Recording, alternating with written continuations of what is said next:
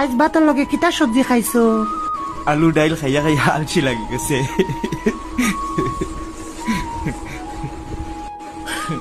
আর তো পয়সাও নাই মাংস খাইবার।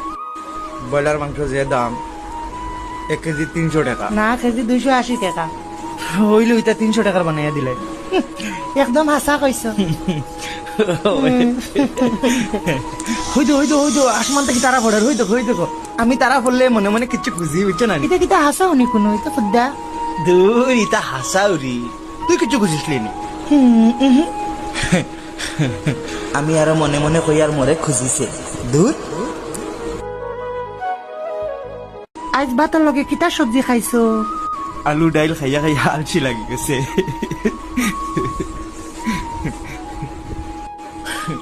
আর তো পয়সাও নাই মাংস খাইবার। ব্রয়লার মাংস যে দাম 1 কেজি 300